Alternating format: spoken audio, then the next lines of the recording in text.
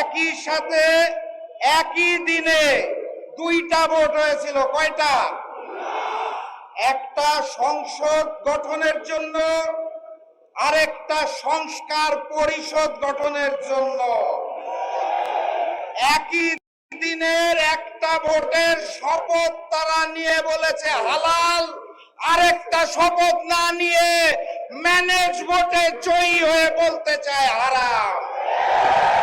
একই দিনে এক ভোট যদি হালাল হয় তাহলে আরেকটা হারাম হতে পারে না। 70% জনগণের হ্যাঁ ভোটের রায়কে যারা অস্বীকার করে বেঈমানি করতে চায় তাদের স্থান এই বাংলার মসনদে হবে না।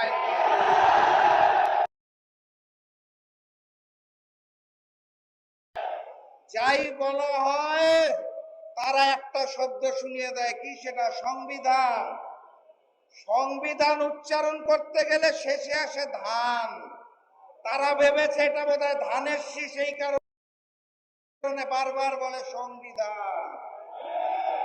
এটা ওই যে নির্বাচনের আগে নিকৃষ্ট স্লোগান দিত, কি জানি, লাগারে লাগা ধান লাগা, ওই ধান নয়।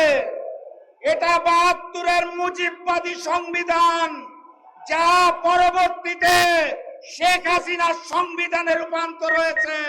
সেই সংবিধানকে তারেকবাদের সংবিধান আমরা হতে দেব না। অতএব কথাবার্তা পরিষ্কার, গণভোটের রায়কে সম্মান জানিয়ে বাস্তবায়ন করুন, নাহলে যেই আন্দোলন করে তোলা হবে মসনদ থাকবে না ইনশাআল্লাহ। বিজয়ের পথে যাত্রা শুরু।